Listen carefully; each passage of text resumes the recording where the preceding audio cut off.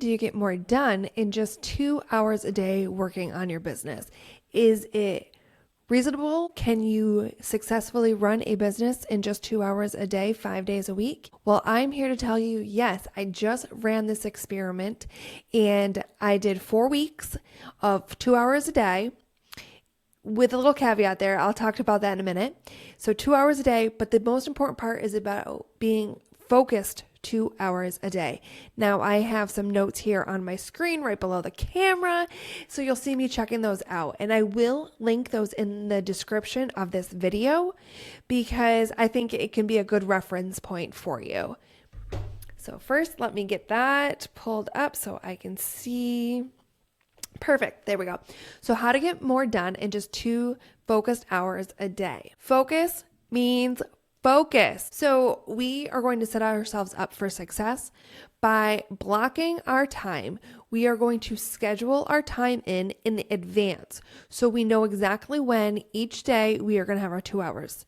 Now, there are times when 2 hours in a day is not possible, whether it's appointments for like medical stuff, or you might have a job and you can't fit it in. I really work with family-focused entrepreneurs, so sometimes family doesn't quite allow for the 2 hours, although I feel 2 hours is very doable around a family's schedule. But if you cannot fit those 2 hours in for whatever reason, you need to plan ahead. So maybe you have 4 hours one day and don't have any time at all the next day. So you are going to plan in advance for that time and block in 4 hours one day and 0 the next day. Another option is if your schedule doesn't allow for 2 hours every day, you are going to plan for maybe 5 hours, 2 days a week. It doesn't really matter how you do it. I just really recommend 10 hours of focus time each week. I found that 2 hours is very doable for most people. But if that doesn't work for you, figure out how you can fit in 10 hours each week of focus time. Maybe it's 2 hours before the kids get up, 2 hours after the kids go to bed. Maybe you have your significant other has one day off a week where you can schedule in 5 hours for that day and then split up the other days into, and so you have 5 hours one day and 1 hour 4 other days. That could be a possibility. That doesn't quite work out to be 10 hours, but it can get you there. The other thing is a quiet space, a dedicated space where you are going to work, not the dining room table where you have to clear off everything else that's there or something. You want a space where you can just step right in to work. And you want it to be a space where people are not in and out all day. Children are not in and out all day, whatever it is. For instance, before I started this experiment, I was struggling to work consistently. I was working in pockets of time. I was doing laundry. I was doing this. I was doing that. And I realized that having my office in the family office space was not conducive to work. I could not focus at all. I mean, like at all. So this is my portrait studio here. So I've been a photographer more than 20 years. That is the first business that I started. And so I have a studio in my home where I photograph people. And I realized that was going to be the space that I needed to move my office into. People are not allowed in this room. No animals are allowed in this room. And that was the place where I could be like, do not disturb me. Do not come and bother me. So yes, people do knock at the door, and my youngest loves to come in and explain something going on in her toga game. But for the most part, it is a place that is designated for me to work. And if I have a portrait session, I just move my office, my desk portion of the room to the other side of the room where that closet is. I push it up against the closet and I can do my portrait session. So you really need to find a space in your home where you can just come and sit down to work, or even if it's not your home, maybe it's a co-working space, maybe it's something where you can just go and sit down. I've seen some awesome sheds that people have done into offices. That's really cool if that's something that you need to do, but make sure you have a quiet designated space. I've also seen people turn their closets. If you have a walk-in closet, turn it into an office. That's cool too. All right, so let's see, next on my list is the cutting out the distractions. So your brain can just stay locked in. So the room was part of that. Also things like turning on your do not disturb or turning off your notifications on your phone, leaving your phone in another room if you need to, if you don't need it to work. I don't do that. I use mine for working. Use music to help you focus.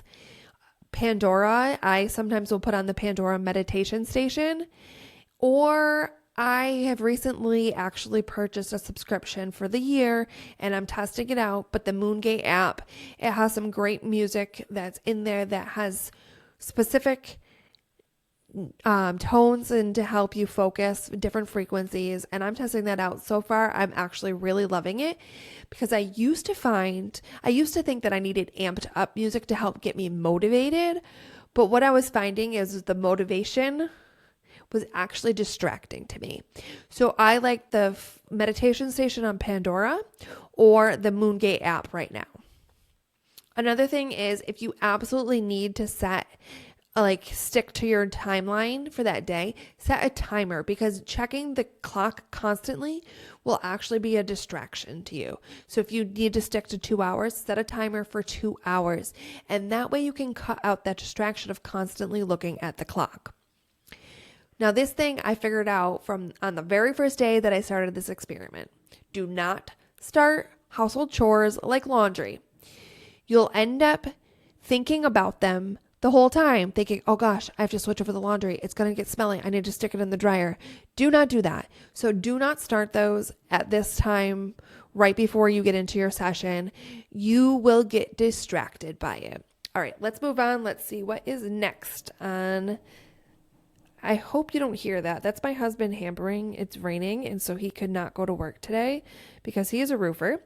And so he is working on a project that we were doing out on the front porch. All right, next, write out your tasks. Now, being organized with your tasks is huge. You need to start with clarity, not confusion.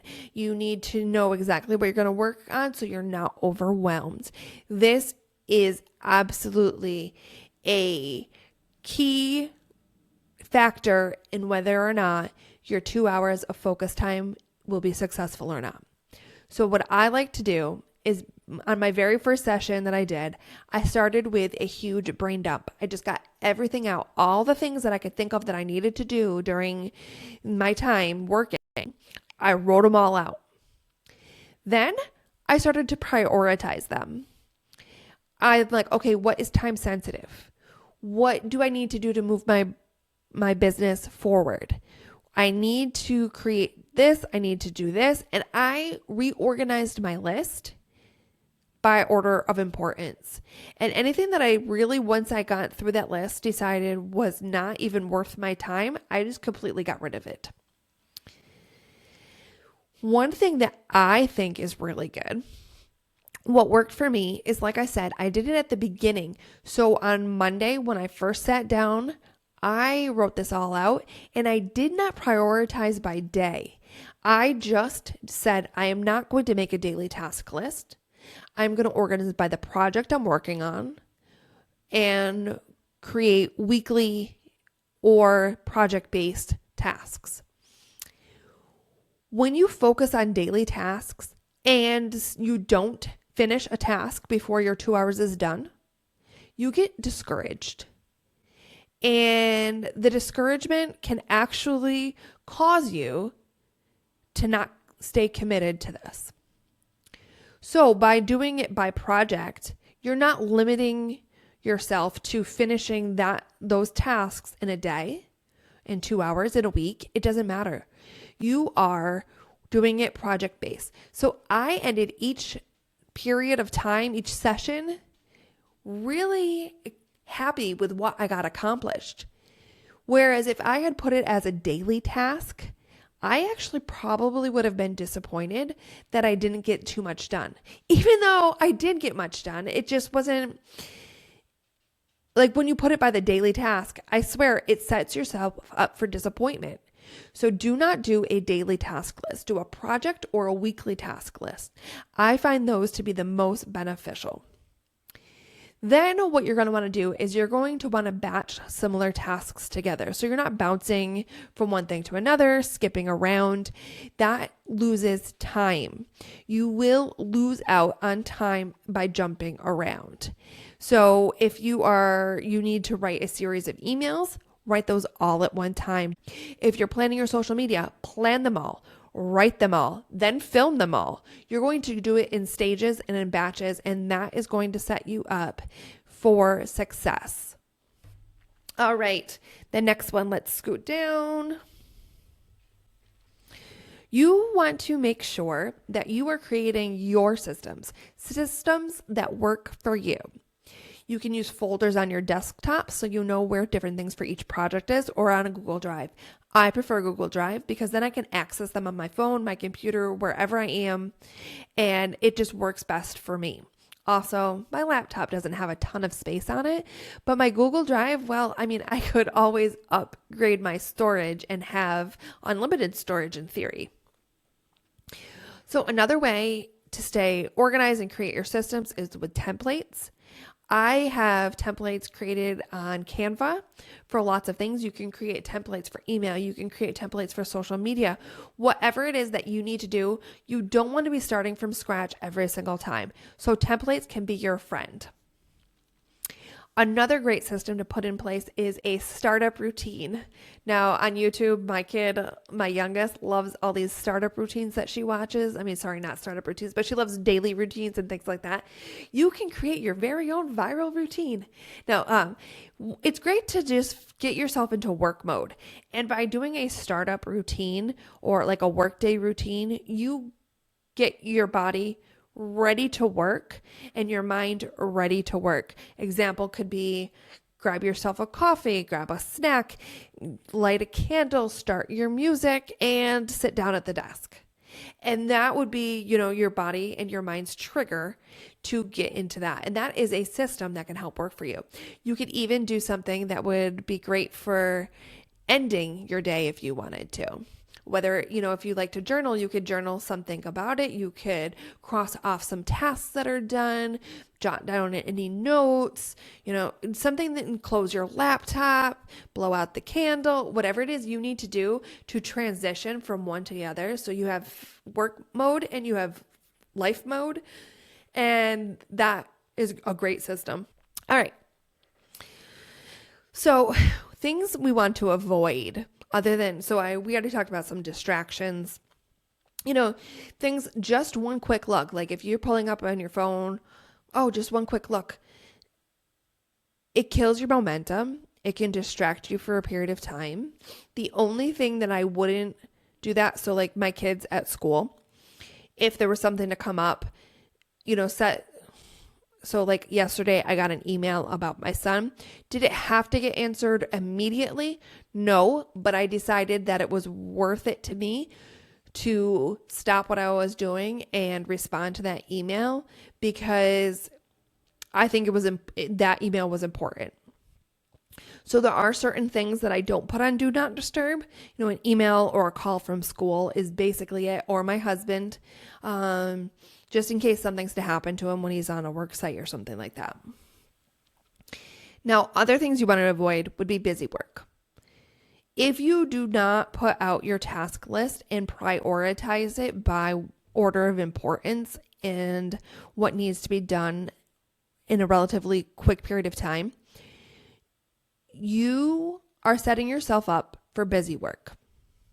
You will start defaulting to the work that really necessarily doesn't mean anything and will not necessarily move your business forward. I know. I did it for a long time.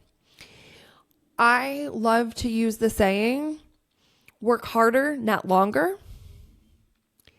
Because you think about it, sometimes we put in a lot of work but the work amounts to nothing because we really didn't prioritize the urgent tasks that are going to move our business forward. So work harder, work smarter, not longer. Do not let yourself default into busy mode. The last note that I have here about making your 2 hours of focus time really work is preparing your space and yourself. Make sure that you have a drink.